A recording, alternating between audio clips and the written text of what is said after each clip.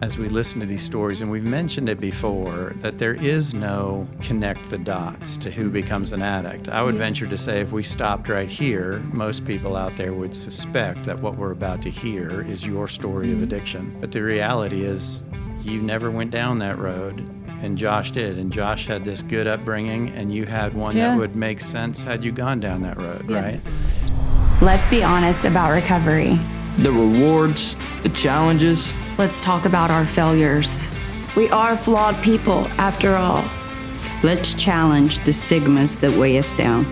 Because while most of us are looked at, few of us are seen. Let's talk about addiction. And how Christ overcomes our weaknesses. Because we are loved. Because we are loved. Because we are loved. We are loved. We are because loved. We are loved.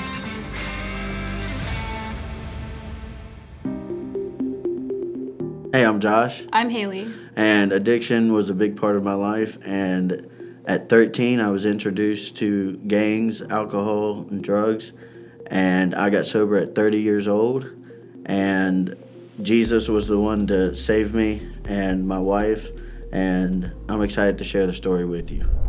Hey everybody, welcome back to Jesus Loves Addicts. We are really glad you're here. Today is one of those shows where we get the unique opportunity to look at both sides of the equation.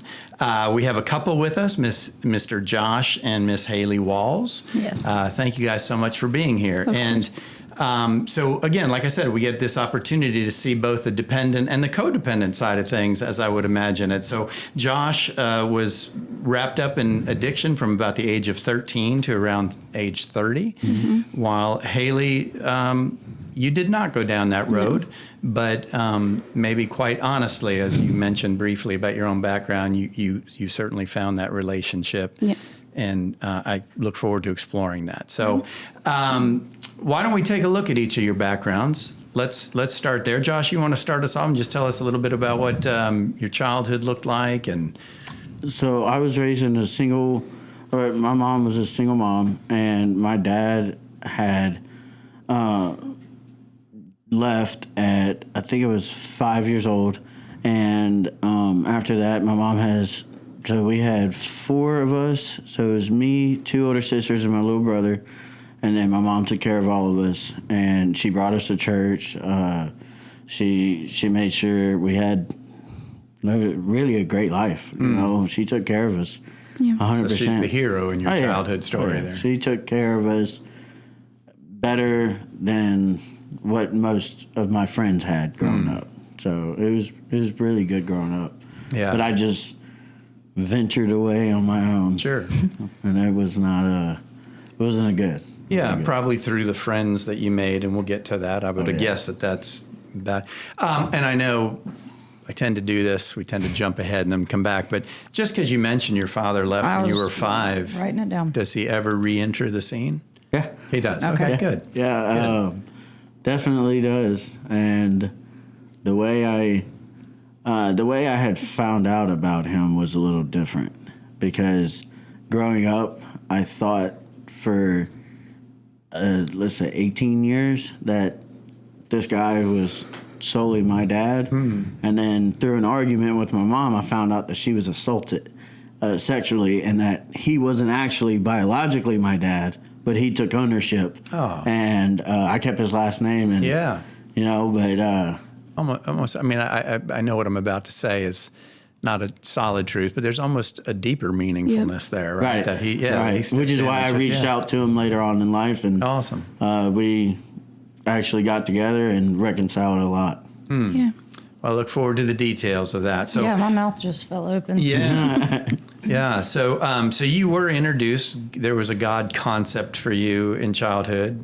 Mom took you to church, and real quick about that, we often hear a separation of being introduced to the idea of God versus later on actually relationship with God. Is that true of you? At this point, you were just sort of knowing about him later? Okay. 100%. Well, thank you, Josh. Yeah, just briefly, Haylee, I know you had mentioned your story is different. Yes. And can you tell us a little bit about that? So I grew up with 2 other sisters. I have a twin. My dad and my mom were together for 16 years of my life. And it was very toxic. It was a toxic household. My dad and my mom were not good to each other. All I saw was toxicity. My dad had alcohol problems, so I've seen addicts firsthand. So I already had experience there. And then it was just really, my mom left when I was in 8th grade, and like periodically throughout my life until the 16 years was over, she would like leave every 2 years. And it just was very toxic. So you and your sisters, y'all stayed with your dad? Yes. It just kind of grew from there. My older sister ended up moving with my mom whenever she came back to the States, because she didn't live in the States for a while. And when she came back, she went to live with her, and my twin sister and I stayed with my dad until I was 17, and I decided to just leave. Yeah. Did both parents struggle with alcohol? I think maybe my mom might have had some things like when she was younger, but my dad was predominantly the alcoholic, and so her leaving every 2 years was a product of trying to escape that. I think so. I think that there was just a lot of toxicity. I think that she, was hurt a lot by him, and I think she was trying to ground herself, but she didn't do it the right way. Like, she wasn't making a good decision based off what was going on. She was just kind of jumping, and she was making decisions and moves based on feelings in the moment. Yeah. And escapism, right? Yeah. And probably wisely so at times. I don't know what was the household physically abusive or just okay. It was. So there was real volatility there. Yeah, towards my mom and my dad were physical, but not like you would see in the movies. He would let his emotions out on us very, like he would start out spanking, but then it would, continue, and he'd kind of lose his emotions and stuff. Yeah. But you said you and your sister stayed with your dad? Yeah. And did that behavior continue through? Yeah. From the time I was 10 until I was 14, I'd went through grooming and assaults repeatedly. I wouldn't know how to word it properly right now, but so I was just like a shell of a person. So I just kind of felt like there was no escape from any of it. But yeah, there was a lot of abuse it never ended until I left, honestly. Okay.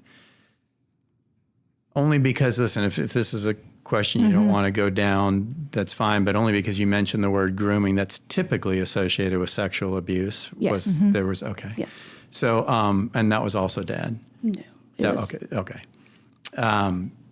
Anything you want to inject about that? Or? Just somebody that was close to the family who lived with us for a while, pretty much that, period of the time.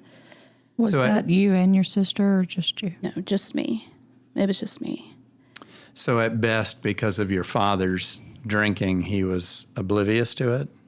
Or do you feel like... I would like to say yes. Every part of me would love to say that was there, but my mom knew too. And like she had that deep feeling, and she would go to him and be like, something's not right, but nothing was done. Yeah. And I didn't feel like I had the space or opportunity to emotionally or, physically say, hey, look, this is what's going on, because I didn't even know what was going on. Right. And so I just kind of let whatever they, thought. Just go with it. Yeah. And just kind of survived in ways. That is what that is. It is survival. Would it be fair to say that is equally difficult to come to terms with later on as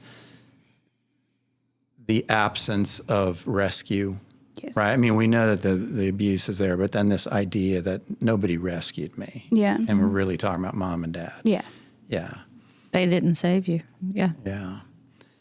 Haylee, it strikes me as we listen to these stories, and we've mentioned it before, that there is no connect the dots to who becomes an addict. I would venture to say if we stopped right here, most people out there would suspect that what we're about to hear is your story of addiction.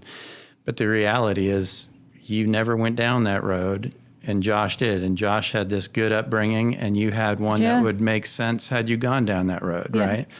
So we really see that there is no easy formula to predict. It's just the craziness of life. So, so you left at age 17? 17, yeah. And what did you do? Because I would imagine that's still high school years. Like what? So that was the year I actually left school too. We moved around way too much. It was just very unhealthy. So there was no way I could finish school properly. Yeah. So I dropped out and I met Joshua, and things just happened really quickly from there. We fell in love, and then we got pregnant, and I moved in with him, and then we've been together ever since. So I want to ask you one more question if I can, only because I love the fact that we get this dynamic when we get it. Mm-hmm. Clearly God has done a wonderful thing in your all's marriage, yes. Right? We see that. Oh, yeah. But if you guys are honest, and especially you, Haylee, I'm curious, if you look back, because coming from that background, family, alcoholism, abuse, had to be just horrible boundaries. Can you see that there was and I don't know that this is true. So when I say, can you see, I'm not saying that had to be there, but I can imagine. Can you see that maybe, because he was in his active addiction at that point? Well, yeah, I guess. Yeah. At that point in time. Right. Because from 13 to 30, he was saying, so might there have been some of that, what felt familiar to you called comfort, right? Like, hey, this feels familiar to me. And in retrospect, there was probably a lot of red flags that probably should have been addressed. 100%. Okay. Yeah. Well, when you said it looked familiar, you said it looked like home. Yeah. And it was, and I'll be honest, like when we first met, I didn't like Joshua. Oh, can I? No. So, you sure? So there's something there. We didn't get along. Okay, I didn't get along with him, but like, where did y'all meet? I mean, again, you're 17. So can I? Go ahead. He said I he's was down going in Florida, and it was like my rehab. This is what you're gonna do. Which it wasn't a rehab. I got worse there. How old were you at this point? 18. No, 18. Yeah, I was 18. And who put you there or sent you? It was the whole family. I just got out of jail and was being told, like, you're going to go under all these restrictions and all this craziness. And I had got arrested, and I had got 15 misdemeanors and 4 felonies in a night, and they at 18. As soon as it was 2 months after I turned 18 in October, and they were throwing the book at me. They were going to lock me up. So my mom, when I got bailed out and stuff, they shipped me kind of like, you're going to be reformed, and I went down to Florida, and then I had a friend that I went to school with. And I was coming back home already, like in that week, and he was telling me, he said, there's some hot girls that moved down the street from me, and you got to see these girls. And I was like, what? No, of course. Let's do that. And he was like, well, you just come hang out and be like my wingman. Okay. And I was like, not a problem. And he decided to try to tell me who these people were, and I was like, I don't know who that crap is, man. I don't know none of them. And he didn't say a nice word. No, I wasn't. I was not a nice person back then, so I didn't even care. So I was like, I don't even care who it is. I'm just coming. And I remember when I came to that house on Fox Run in Van Cleve, I was going to meet my homeboy there, and he was already inside, but she had come out. And I had looked at her, and I was like, oh, that's going to be my next girlfriend for sure. That's the one I want. And I had solely focused my life on her after that. And she had told me straight up, like, not going to happen. I'm gay. And I was like, you're gay? I said, challenge accept. She wasn't. But she told me that, and I was like, I'll turn you straight. And she was like, what? I was like, I promise you, I'm going to talk you into dating me. And she was like, not going to happen. That's never going to happen because of who my dad is. I said, I don't care what he said. It wasn't just that. He was strict too, because, he played the role real, being strict. The dad role real good. And he didn't want me around this girl at all, like one bit. And I don't know, we end up still connecting. Yeah. Yep. You are 4 shades of red. I know. You are. Now, let me ask you something about that. Was there an immediate dislike of Josh, or were you very apprehensive to date? Period. So you were very guarded. Yeah, I had never had a boyfriend, honestly, like an actual legit boyfriend until Josh was. So okay. So he's your only ever boyfriend. Yeah. How long did it take to cross that line, to go from resistance to? Probably, I want to say it was a while. Okay. Like A 6 while. months. Yeah, I want to say about 6 months, which was quicker to me than anything else because Longer for me.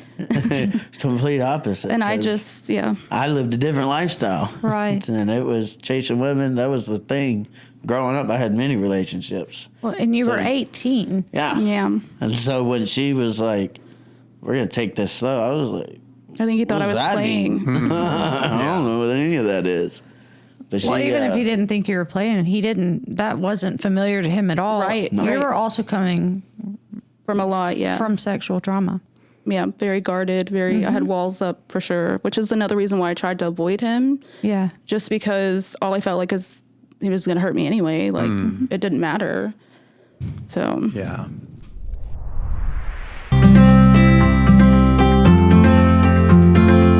I'd like to take a moment to recognize a major podcast sponsor. Today's episode is brought to you by America's Thrift Stores, your go-to option for decluttering and giving back. If you have a closet bursting at the seams or a garage that's seen better days, we've got the perfect solution for you. That's right. America's Thrift Stores makes it easy to clear out the clutter and make a positive impact in your community. Whether you're cleaning out your wardrobe, downsizing your living space, or just looking to give back, America's Thrift Stores has you covered. And here's the best part. You've got options. Schedule a hassle-free home pickup, drop off your items at one of their convenient donation sites, or swing by an America's Thrift Store to donate in person. No matter which way you choose, you're making a difference. Absolutely.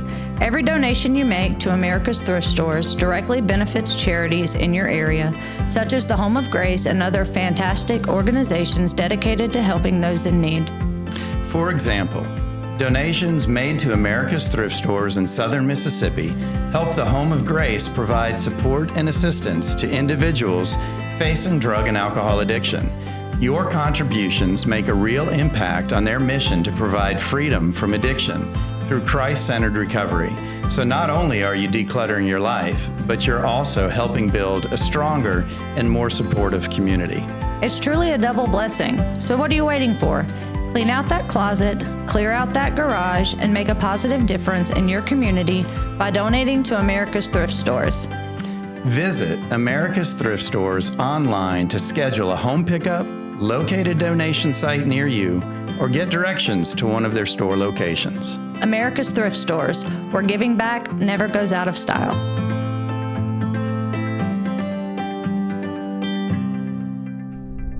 It's interesting because but certainly by appearance and by the story we know so far. Mm-hmm. I'm smiling because of where it is now. Right, but back then you really stepped into maybe what was the most opportune relationship to fail you. Yeah. Right. Yeah. You're being very careful, yet you really stepped into something right, that really which is I think about that often actually because I was somebody who's planned out. I mean, I'm still planned out. I organized everything. I had all these plans. I was going to get out of this, and then I met him, and then it was just like completely like backtracking. It didn't matter. I tried to shake him, and he just would not leave. It was it was just there. And then persistent. We had great connection, and when he actually like let down some of his walls, and I think like I just had a glance of who he was, and I was like, okay. And I just at that point was ready to make it work. Well, so you had mentioned this was during like an early treatment thing.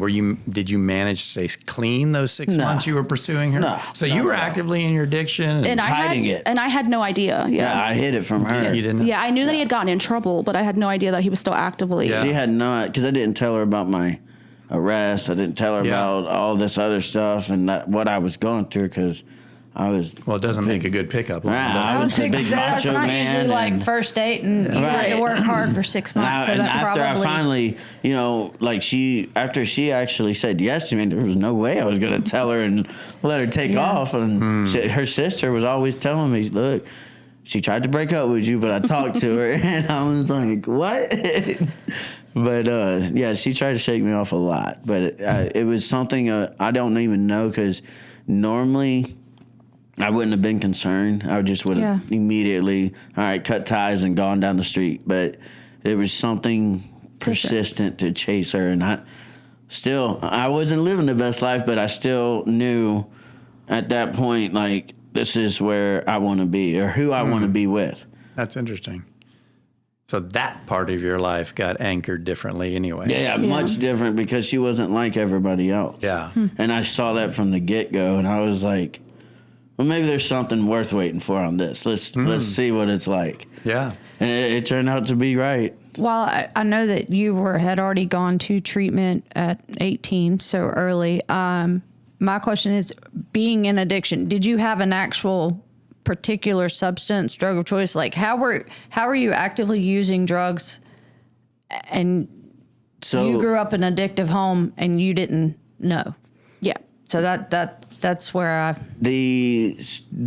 so I would have addictions to alcohol, K2, which was spice. And I didn't ever really have a hardcore addiction to marijuana or anything, because it wouldn't ever, like, it was just there, and I could always access it. So it wasn't that like I needed it, right. But the spice, the alcohol, dabbling sometimes in like watching people make shake and stuff like that. I was hanging around the worst people you could possibly think of, because I was actively still in the gangs when I met her, and she didn't know any of this stuff. So and a lot of them were around her area. So I would leave her house and go hang out with other people and just do bad things. But, it was mainly it turned into later on, like legal heroin, and that's where that's where like gas station stuff. Yeah. So it wasn't really just gas station. It was they had made a vape juice, and it was plenty. There was actual evidence that was like 2019, 2020. Yeah. And they had traces of heroin in it, but it wouldn't show up on a drug test. So that was the go-to thing, because now I have a way to look the part and get the great job, because it don't show up on a drug test, and I still get to do what I want. And we always think we figure it out, right? Yeah. And it's like back then I was so addicted to the spice that we would get a bag of tobacco and send it to someone, and they would spray it with for the spice. K2 on the tobacco, and then we could smoke it out in front of people, and nobody would ever know. So we got addicted to it so strong, and I could do it in front of her.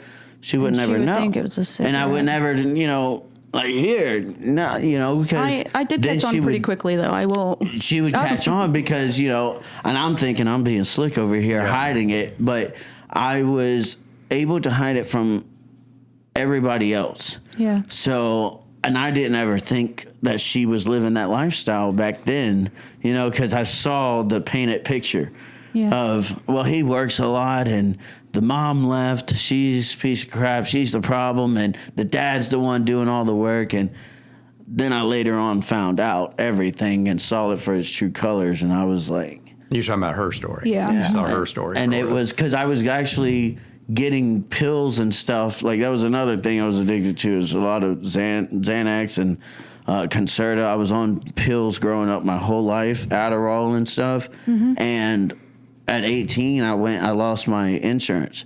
So, and I always was told that I was the problem. It's ADHD, it's all your bipolarness, so you have to have these. So I was like, well, I'll go find some pills and self-medicate. Yeah. I'm going to fix it that way. And it went to a point that I was stealing my mom's surround sound in her living room to sell at a pawn shop to go get whatever pills I could get. I ended up snorting whatever I could find, and I think I ended up snorting blood pressure medicine one time because I didn't know, because I was You just had to have something. so gone of like throughout the day trying to find just whatever I could. And when my addiction was so strong that I thought that if anybody knew, like they were, like that was it. Everybody was going to find out. The whole world was going to find out. And I tried to hide it harder than anything, honestly. Well, let me pause you just for a second. Because given your background, kind of this loving home, I think the top of mind question is, how did you get introduced to it? When did this start? Like, how did... Family, my uncle, honestly, he introduced me to alcohol first ever, and dip. That was another thing. At age Tobacco, 13. Tobacco dip especially played a huge part of my life. Like, I was a fiend for that stuff. And he would always have it. So I would always want to go to his house, and he would always, here, drink this. And then it would lead to, he would throw the biggest parties, because my uncle was my age. He was like 2 or 3 years older than me. Yeah. And my grandparents had him later, and it's my mom's brother, so... You're just in the family. There. It's fine. Just go hang out. And I would spend summers with them, and we would just get trashed every single day and go out and do yard work. And we made it to where we were functioning addicts. But so he was too. Right. But he would never, like, I don't think he ever had like that hard addiction. He just had money to where he could. It wasn't an issue for him, kids, you know, and he could get whatever he wanted. Me, I'm trying to make scrap and sell whatever I can to get my fix, and because my family wouldn't give me any money. I think so. Getting it wasn't an issue for him, but it had to be causing issues for him. The use, right? Yeah. Okay. Yes, and he that's when I had got into the steroid use and all that stuff, mixing all this stuff. So I became a very, very terrible person all throughout those years. But yeah, so where did that bleed into then gang involvement? So that was, my sisters were with, like they were very pretty growing up in high school, popular, and they attracted some gang leaders. And at a young age, at 13, I was in mixed martial arts, and I started my career, and I was really, really good. I became one of the best on the coast, and at 16, the gang, I was throwing hands with any of them. I don't care. And they saw that as look here, bro, I'll give you some drugs or a little bit of money if you go collect some money for me real quick. And what? Yeah. You give me what? Yeah. And I'll go kick a door down, jump in there, hit a guy a couple of times, and then haul butt out of there, and I get paid and I got my fix. So that became my involvement in the gangs, because we'll just send Josh. He'll go do it. He'll go do whatever. He'll pop that dude in the mouth in the store, you know, because I wasn't scared to fight. And that was what I was doing. I was training from 13 to 18. I trained with guys 30 and up. Yeah. And they didn't hold back, because my mom wanted me to be the best at whatever I did. So she made sure she brought me to every single training. I trained 6 days a week from 13 to 18 and never stopped training, and until I became what I could be. And that helped me gain little respect on the streets that I thought. And I was just thinking street credibility. Yeah, that's all it was. And then so that's like some what is the enforcer? Right, that's what it was. They were calling it the enforcer, but it was me being as short as I am. You know, nobody expected it. But then again, the people they sent me to were from the school or the area, so they knew who I was. Yeah, and a lot of them wouldn't want to fight me, so I had to deal with people pulling guns on me. I've had guns put in my face, robbed, stuff like that. But that was the cool thing growing up, because I was tough. But it took meeting her, and I was still going out and doing things, but she somehow, I think we had a long conversation one night around a campfire or something, and she broke me down, and I just left the whole life completely. And they didn't want to, like, there wasn't much they were going to do. You left the gang life. Yeah. And this was what, around the age 18? Yeah, he was 18. 19-ish. No, you were 18. I was still 17. It was still when we were dating. Because I remember that I had a court date, and that came up. I didn't know about any of that until after we had gotten pregnant. What words of wisdom did you have for him that woke him up that way? That's, I mean, Have him walk honestly, away. I just told him it wasn't who he was. I think that he had lived his entire life under the lack of things, that he was just angry about everything. It didn't matter. And I think that that was the catalyst. I think he wanted acceptance from whoever. Yeah. And so he just went above and beyond, but with that mixed with that, and then everybody introducing, and then him doing all of it, I think it was just a cocktail for disaster, honestly.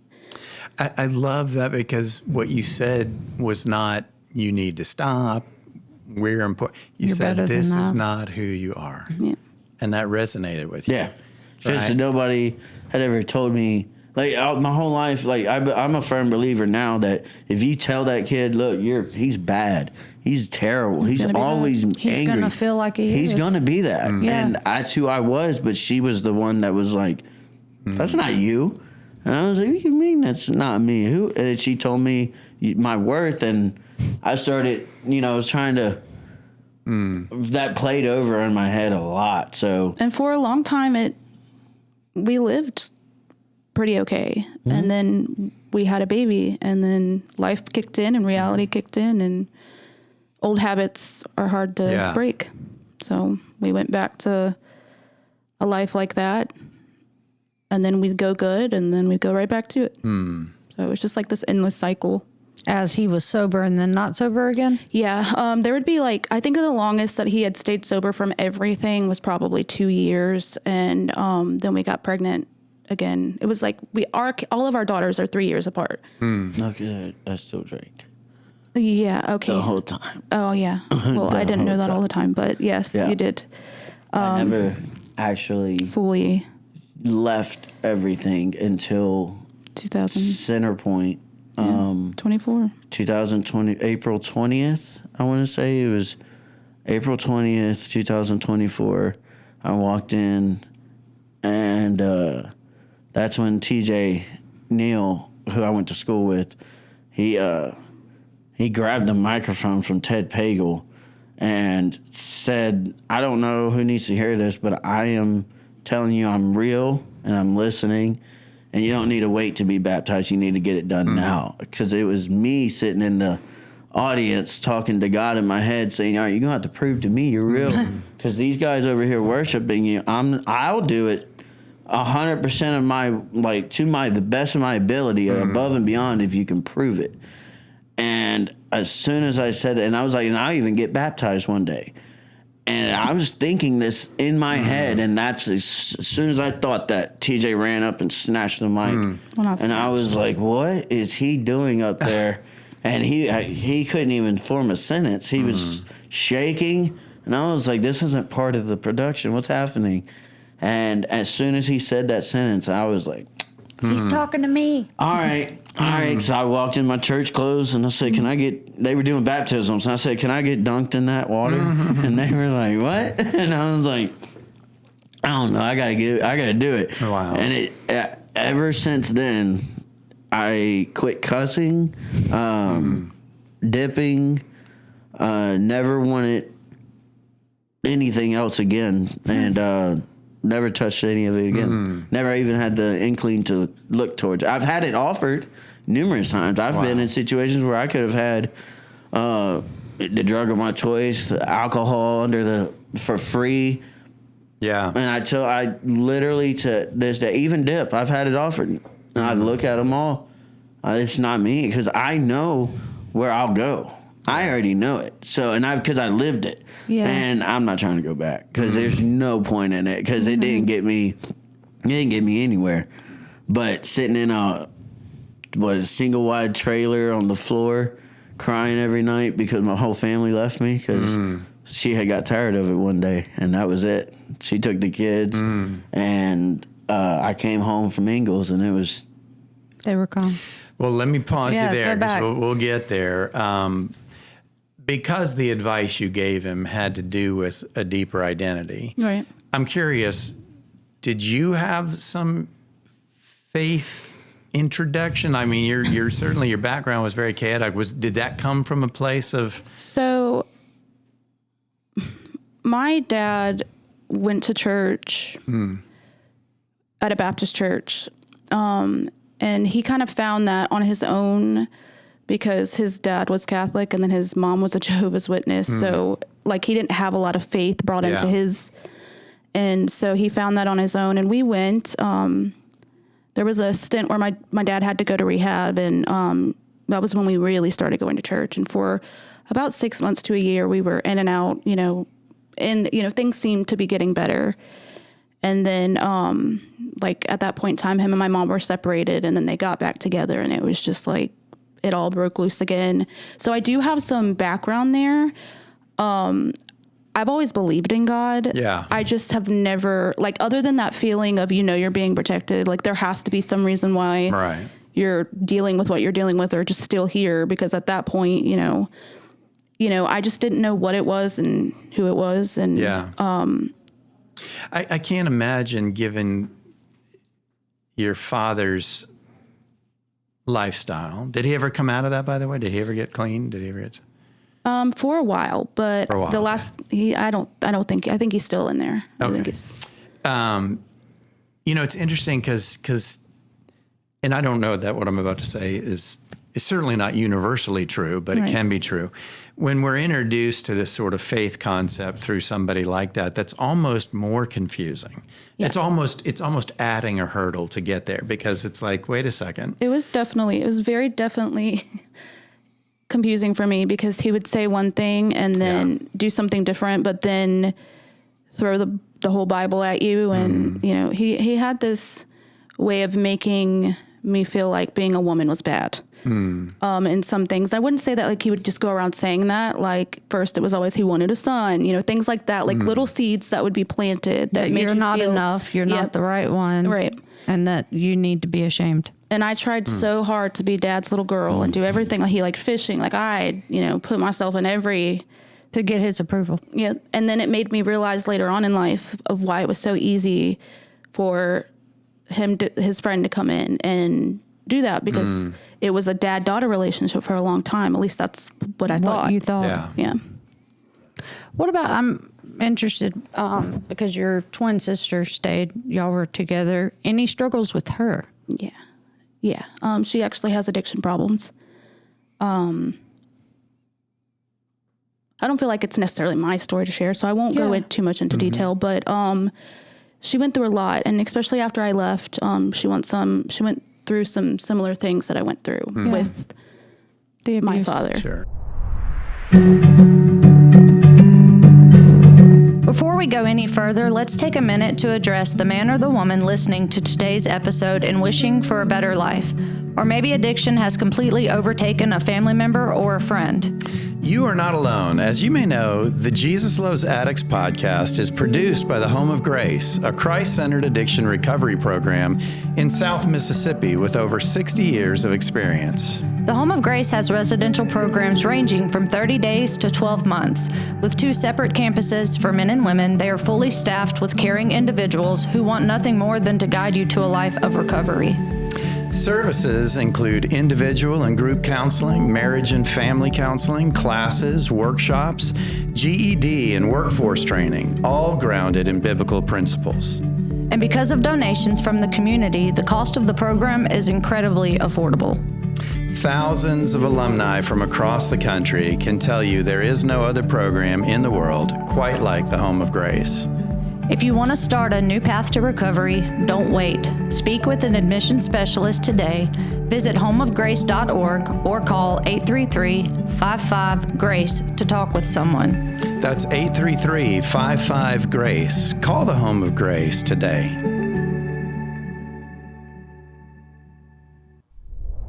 So she did go through some similar things when I left, and that created a lot in her.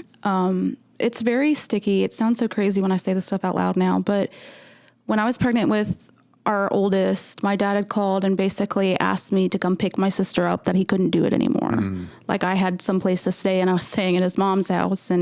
But I did ask her, we had this whole conversation. She was like, let her come stay the night. Let's see how, she feels about it, because he's calling me and y'all were staying at his mom's. Yeah, your mom. Correct. Okay. Yeah, at 17 or at 18, when she moved out, she moved into with me, and we moved into my mom's house. Okay. And she had come and she'd stayed the night, and she had no idea that my dad was calling us and asking, us to just come get her and everything. Like, he was just shipping her off, and she just thought she was just staying the night to see me. And the next week she ended up moving into the house, and Sherry helped put her back through high school and helped her get to college. And then after her first year of college is when I really started to understand, and her talk to me with some things that she had went through while I had left and she was with my father.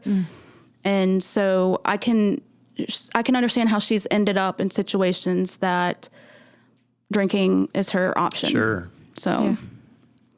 Well, that's what I was saying earlier, is that I think had you gone down that path, we'd be saying that about you. Exactly, It would right. make We wouldn't be intellectual surprised. sense, right? Right. Yeah, it would not be a shocker. which we talk about that all the time. Like, if we were just sitting here, most people would be like, oh, yep, that's It's definitely you. her, right? Yeah. Yeah. Well, and I had a question. This may, it is within the line. With you having the upbringing that you did, and at 18, your family did put you into treatment. Did they make other efforts to try to get you to stop? Like, to what lengths did they go? So it was always a threat by my mom to put me in military school or boot camp, Camp Shelby, and then beyond Scared Straight, and to the point also asking all the men from church, hey, Come get him. come whip him or something. He needs men in his life. And had a lot of men actually introduced in my life, and growing up from church. But my biggest problem is I would see them for what they were at other places other than church, and they weren't acting like they were in church or like they would in front of my mom. And I'm like, No. you're over here trying to be a godly man, but you are at the bar every Friday night because I left work and saw you there, and I'm not even old enough to get in.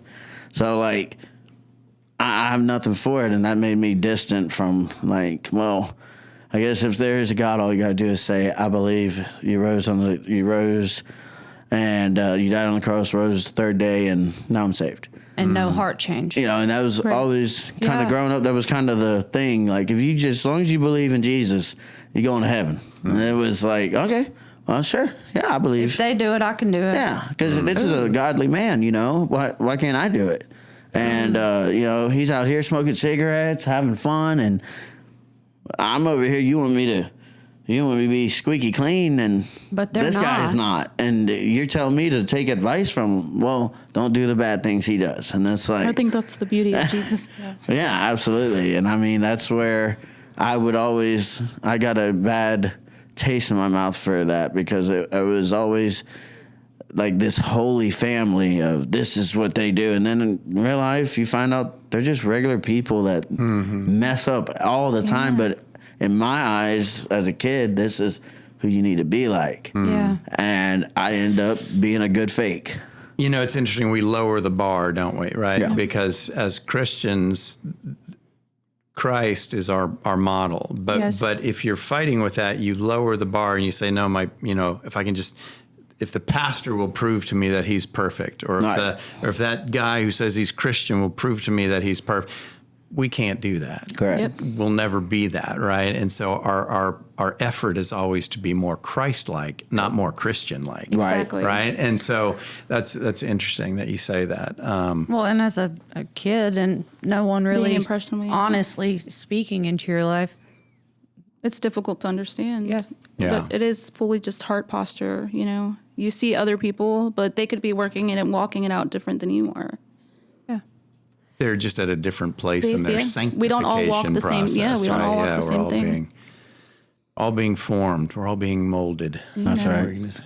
I don't want to jump out of line. I'm just, how far into your story of redemption do we hear about your reconciliation with your dad or your conversation with your mom? At what, like, are we close to that or is that way down? So I don't want to pass it. We were like 21, so when we lived in Lucedale the first time, so.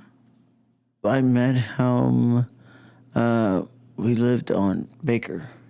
When you physically met him, but you reconciled and. I reached out to him, and I was 21 at the shipyard, and I had found him on Facebook and sent him a message, which is the first message I ever sent him in my entire life. And he left when you were 5? 5, yeah. My mom caught him at a bar with another girl, kicked him out of the house. I remember it vividly. She had a black trash bag with all of his stuff in it, slammed it at the front door, and he was standing there, and she slapped a Bible on the top and said, "You need Jesus," and shut the door and said, "But they don't need you here." And I was sitting there like, what was that? Who was that at the door? And she's like, "Go get in bed." And, later on found out, he left. And, that's what I reached out, because I had a lot of anger towards him. Like, you made me, I didn't know how to read a tape measure. I didn't know how to fish. I didn't know how to do all this stuff. I relied on my uncle or my grandfather to teach me how to be a man, and, or other men from church. And, I was never satisfied with it. So I was like, "Hey, look, I want to know why you did it." And he reached out to me, and he told me his side of the story, and he's already remarried and stuff. And,